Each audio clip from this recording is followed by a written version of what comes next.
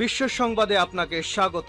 শুরুতেই জানাবো হাতে পাওয়া সর্বশেষ আন্তর্জাতিক সংবাদের শিরোনাম, পরে বিস্তারিত জানাবো সর্বশেষ গুরুত্বপূর্ণ আপডেট আন্তর্জাতিক সংবাদ। শুরুতেই থাকছে ইসরায়েলের গুরুত্বপূর্ণ সামরিক ঘাঁটিতে ড্রোন হামলা হয়েছে।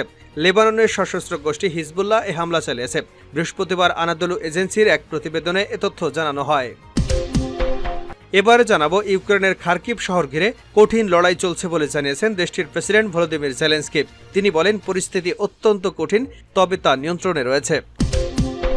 জানাবো তুরস্কের প্রেসিডেন্ট রিসেপ তাইপ এরদোয়ান ফিলিস্তিনি রাষ্ট্রকে স্বীকৃতি দিতে বিশ্বের আরও দেশের প্রতি আহ্বান জানিয়েছেন। একই সঙ্গে স্বাধীনতার জন্য ফিলিস্তিনিদের এই সংগ্রামকে সবার সম্মান করতে হবে বলেও জানিয়েছেন তিনি। এবারে থাকছে বিশ্বকে যে কারণে দ্বিতীয় নাগবা ঠেকাতেই হবে। 1948 সালের মে মাসে ইসরায়েলি শাসক গোষ্ঠী ফিলিস্তিনিদের ঐতিহাসিক ভূখণ্ডের 80% বেশি দখল করে নিয়েছিল।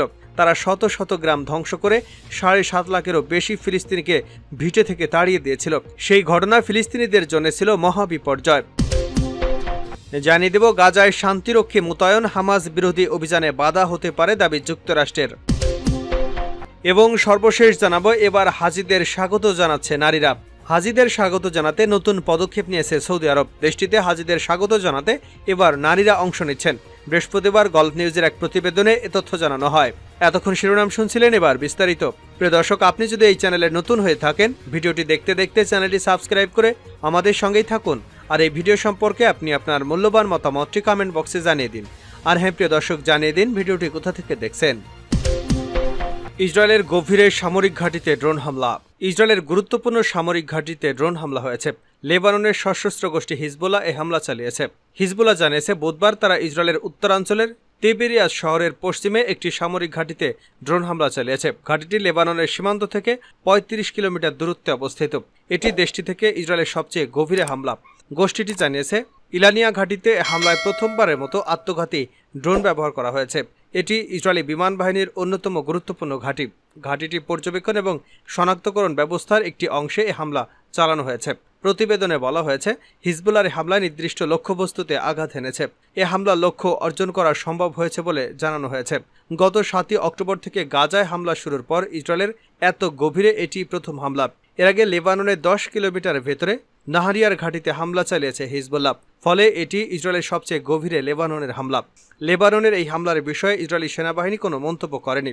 তবে ইসরায়েলি আর্মি রেডিও বুধবার জানায়, লেবানন থেকে ইসরায়েলের সীমান্তবর্তী বিভিন্ন শহরে বেশ কয়েকটি রকেট ছোড়া হয়েছে। এর আগে সোমবার আরব নিউজ জানিয়েছে, অধিকৃত লেবাননের শিবা ফার্মের কাছে ইসরায়েলের একটি সেনা সমাবেশকে লক্ষ্য করে হামলা চালিয়েছে হিজবুল্লাহ। দেশটিতে এ হামলায় জিহাদ মুগনিয়া নামের নতুন ক্ষেপণাস্ত্র ব্যবহার করা হয়েছে। হিজবুল্লাহ সাবেক এই যোদ্ধার নামে এই ক্ষেপণাস্ত্রের নামকরণ করা হয়েছে। 2015 সালে জিহাদ মুগনিয়া নামের ওই যোদ্ধা ইসরায়েলি গুপ্তচরদের হামলায় নিহত হন। হিজবুল্লাহর বিবৃতিতে বলা হয়, নতুন এই ক্ষেপণাস্ত্র সুনির্দিষ্ট লক্ষ্যবস্তুতে নিখুঁতভাবে আঘাত হানতে সক্ষম। এটি দিয়ে হামলা চালালে বেশ বড় রকমের ক্ষয়ক্ষতির কথাও জানায় গোষ্ঠীটি। এর আগে লেবাননের এই সশস্ত্র গোষ্ঠী ইসরায়েলের একটি গোয়েন্দা সামরিক যানে কয়েকটি ক্ষেপণাস্ত্র দিয়ে হামলা চালায়। এছাড়া ইসরায়েলের হুনিন ব্যারাকে মোতায়েন করা কয়েকটি কারিগরি ডিভাইসেও হামলা চালায় তারা। খার্কিভে কঠিন লড়াই চলছে জেলেনস্কি। ইউক্রেনের খার্কিভ শহর ঘিরে কঠিন লড়াই চলছে বলে জানিয়েছেন দেশটির প্রেসিডেন্ট ভলোদিমির জেলেনস্কি। তিনি বলেন, পরিস্থিতি অত্যন্ত কঠিন, তবে তা নিয়ন্ত্রণে রয়েছে। বৃহস্পতিবার খার্কিভের শীর্ষস্থানীয়রা সেনা কর্মকর্তাদের সঙ্গে আলাপের পর জেলেনস্কি এসব কথা বলেন। খবর বিবিসির। এর আগে গত সপ্তাহে ইউক্রেনের উত্তর পূর্বাঞ্চলীয় খার্কিভ সীমান্তে আকস্মিক অভিযান শুরু করে রুশ সেনাবাহিনী। ইতিমধ্যে তারা বেশ কিছু এলাকা নিজেদের দখলে নিয়েছে, যা গত 18 মাসের মধ্যে সর্বোচ্চ বলে মনে করা হচ্ছে। বিবিসির প্রতিবেদনে বলা হয়েছে, বার্তা আদান প্রদানের অ্যাপ টেলিগ্রামে জেলেনস্কি লিখেছেন, ইউক্রেনের সেনারা রুশ বাহিনীর উল্লেখযোগ্য ক্ষতি করার চেষ্টা করছে। এলাকাটি বর্তমানের পরিস্থিতি ভয়াবহ। সেখানে আমাদের আরও সেনা মোতায়েন করা হচ্ছে। মূলত 2022 সালের ফেব্রুয়ারিতে ইউক্রেনে হামলার শুরুতেই খার্কিভ শহরের উপকণ্ঠে পৌঁছে যায় রুশ বাহিনী। তবে ইউক্রেনের সেনাবাহিনীর তীব্র প্রতিরোধের মুখে তারা আবারও সীমান্তে ফিরে যেতে বাধ্য হয়। নতুন করে খার্কিভ সীমান্তে রাশিয়ার আকস্মিক হামলায় কিছুটা হকচিত হয়ে পড়ে সেনা এবং অস্ত্র সংকটে ভুগতে থাকা ইউক্রেনীয় সেনাবাহিনী। ফিলিস্তিনি রাষ্ট্রের স্বীকৃতির আহ্বান জানালেন এরদোগান। তুরস্কের প্রেসিডেন্ট রিসেপ তাইপ এরদোগান ফিলিস্তিনি রাষ্ট্রকে স্বীকৃতি দিতে বিশ্বের আরও দেশের প্রতি আহ্বান জানিয়েছে। একই সঙ্গে স্বাধীনতার জন্য ফিলিস্তিনিদের এই সংগ্রামকে সবার সম্মান করতে হবে বলেও জানিয়েছেন তিনি। বৃহস্পতিবার রাতে এক প্রতিবেদনে এসব তথ্য জানিয়েছে বার্তা সংস্থা আনাদোলু। প্রতিবেদনে বলা হয়েছে, বৃহস্পতিবার তুরস্কের প্রেসিডেন্ট রিসেপ তাইপ এরদোগান আরও দেশকে ফিলিস্তিনের রাষ্ট্রকে স্বীকৃতি দেবার আহ্বান জানিয়েছেন। তুরস্কের রাজধানী আঙ্কারায় জর্জিয়ার প্রধানমন্ত্রী ইরাকলি কোবাখিৎজেকে অভ্যর্থনা জানানোর পর এক সংবাদ সম্মেলনে এরদোগান বলেন, স্বাধীনতার সংগ্রাম, যার জন্য ফিলিস্তিনিরা ব্যাপক মূল্য দিয়েছে, আইন এবং কূটনীতির ভিত্তিতে সবার এটি সমর্থন থাকা উচিত। কোবাখিৎজের সাথে বৈঠকের বর্তমান আঞ্চলিক ও বৈশ্বিক সমস্যাগুলোর উপরও আলোকপাত করা হয়েছে। উল্লেখ করে প্রেসিডেন্ট এরদোগান বলেন, গাজায় নৃশংসতা এবং আন্তর্জাতিক সম্প্রদায়ের দায়িত্ব সম্পর্কে তাদের মূল্যায়ন ও মতামত শেয়ার করেছেন। গত 10 মে জাতিসংঘের সাধারণ পরিষদের গৃহীত সিদ্ধান্তটি আন্তর্জাতিক সম্প্রদায়ের অবস্থান প্রদর্শিত করেছে। উল্লেখ করে এরদোগান বলেন, তিনি বিশ্বজুড়ে ফিলিস্তিনিদের জন্য চলমান সমর্থনমূলক পদক্ষেপগুলোকে মানব বিবেকের দিক থেকে অত্যন্ত অর্থবহ এবং মূল্যবান মনে করেন। উল্লেখ্য, গত বছরের 7 অক্টোবর হামাসের নজিরবিহীন আন্তঃসীমান্ত হামলার পর থেকে ইসরায়েল গাজা উপত্যকায় অবিরাম বিমান এবং স্থল হামলা চালিয়ে আসছে। ইসরায়েলি এই হামলায় হাসপাতাল, স্কুল, শরণার্থী শিবির, মসজিদ, গির্জাসহ হাজার হাজার ভবন ক্ষতিগ্রস্ত বা ধ্বংস হয়ে গেছে।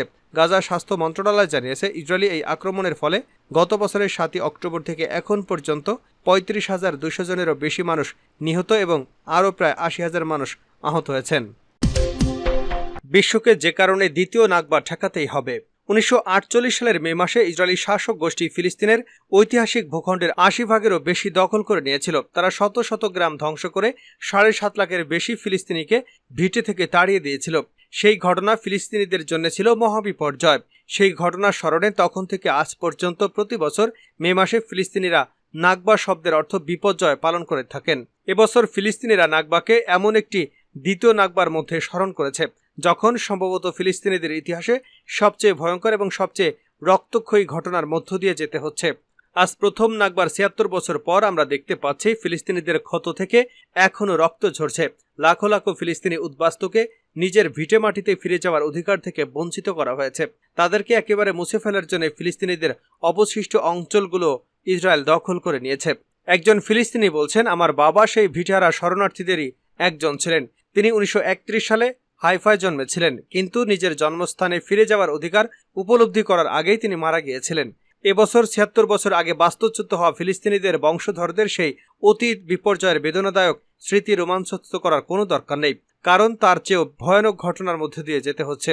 যেন ফিলিস্তিনিদের প্রত্যেক প্রজন্মে নিজেদের একটি করে নাকবার মুখোমুখি হওয়াটাই যেন নিয়তি হয়ে দাঁড়িয়েছে। তবে এবার ইসরায়েল গাজা এবং অধিকৃত পশ্চিম তীরে ফিলিস্তিনিদের শুধু ভিটে ছাড়াই করতে চাইছে না, তারা মূলত ফিলিস্তিনিদের উপর গণহত্যা ও জাতিগত নির্মূল অভিযান চালাচ্ছে। নাকবা এবং চলমান গাজা যুদ্ধের মধ্যকার যোগসূত্রটি শুধু ফিলিস্তিনিরাই যে উপলব্ধি করতে পারছে তা নয়, ইসরায়েলের শীর্ষস্থানীয় কর্মকর্তারাও দ্বিতীয় নাকবা নিয়ে খোলাখুলি কথা বলেছেন। ইসরায়েলের কৃষিমন্ত্রী আবিদ ইশতার ফিলিস্তিনিদের উভয় দিক থেকে তাড়া খেয়ে দক্ষিণ দিকে যাওয়ার ঘটনাকে গাজা নাকবা 2023 বলে আখ্যায়িত করেছেন। ইসরায়েলের পার্লামেন্টের সদস্য এরিয়েল কালনার গাজায় দ্বিতীয় নাকবার ঘটনার আহ্বান জানিয়েছেন। গাজার উপর চাপিয়ে দেওয়া যুদ্ধ 7 মাসেরও বেশি সময় ধরে চলছে। ইসরায়েলের হামলায় সেখানে এখন পর্যন্ত 35,000-এরও বেশি ফিলিস্তিনি নিহত হয়েছে। আহত বা পঙ্গু হয়েছে 80,000-এরও বেশি লোক। বাস্তুচ্যুত হয়েছে 20 লাখেরও বেশি লোক। গাজার এই নতুন বাস্তুচ্যুত লোকেরা মূলত 1948 সালের নাকবায় তাড়া খেয়ে ভিটে ফেলে পালিয়ে আসা ফিলিস্তিনিদের বংশধর। নতুন করে ভিটে ফেলে পালানো ফিলিস্তিনিদের মধ্যে এমন কেউ কেউ বেঁচে আছেন যারা 1948 সালে প্রথম নাকবার শিকার হয়েছিলেন। সর্বশেষ জানাবো, এবার হাজিদের স্বাগত জানাচ্ছে নারীরা। হাজিদের স্বাগত জানাতে নতুন পদক্ষেপ নিয়েছে সৌদি আরব। দেশটিতে হাজিদের স্বাগত জানাতে এবার নারীরা অংশ নিচ্ছে। বৃহস্পতিবার গলফ নিউজের এক প্রতিবেদনে এ তথ্য জানানো হয়েছে। প্রতিবেদনে বলা হয়েছে, মদিনায় প্রিন্স মোহাম্মদ বিন আব্দুল আজিজ আন্তর্জাতিক বিমানবন্দরে হজযাত্রীদের স্বাগত জানাবেন নারীরা। শুধু তাই নয়, বিভিন্ন দেশ ও ভাষাভাষী তীর্থযাত্রীদের স্বাগত জানাতে এসব নারীদের কয়েকটি ভাষায় ব্যবহারে দক্ষ করে তোলা হয়েছে। গলফ নিউজ জানিয়েছে, হজযাত্রীদের স্বাগত জানাতে বিমানবন্দরে সৌদি নারীদের প্রশিক্ষণের একটি ভিডিও সামাজিক যোগাযোগ মাধ্যমে ভাইরাল হয়েছে। এতে দেখা যাচ্ছে বিমানবন্দরের ভেতরে নারীরা ইংরেজি, ফরাসি, তুর্কি এবং ইন্দোনেশিয়া সহ বিভিন্ন ভাষায় স্বাগত জানানোর উক্তিগুলো প্রশিক্ষণ নিচ্ছেন। ভিডিওতে আরও দেখা যায় বিমানবন্দরে এসব নারীদের উপস্থিতির প্রশংসা করছেন মদিনার আমির সালমান বিন সুলতান সম্প্রতি তিনি হজযাত্রীদের অভ্যর্থনা জানানোর বিষয়ে কর্তৃপক্ষের প্রস্তুতির পরিদর্শনে বিমানবন্দরে গিয়েছিলেন। গত 14 মে সৌদি আরবের একটি সংবাদ মাধ্যম চ্যানেল থেকে ভিডিওটি শেয়ার করা হয়। সেখানে একটি অসংখ্য মানুষের দৃষ্টি আকর্ষণ হয়েছে। সম্প্রতি সৌদি আরবের বিভিন্ন ক্ষেত্রে নারীদের অংশগ্রহণ বাড়িয়েছে, এমনকি দেশটিতে নারীদের গাড়ি চালানোর জন্য অনুমতি দেওয়া হয়েছে। গত বৃহস্পতিবার হজযাত্রীদের প্রথম বহর সৌদিতে আসে। এ সময় তাদের স্বাগত জানানো হয়। এছাড়া তখন কঠোর নিরাপত্তা ব্যবস্থাও নেওয়া হয়। প্রথম পা রাখা হজযাত্রীদের ফুল, সুগন্ধি ও খেজুর দিয়ে বরণ করে নেওয়া হয়।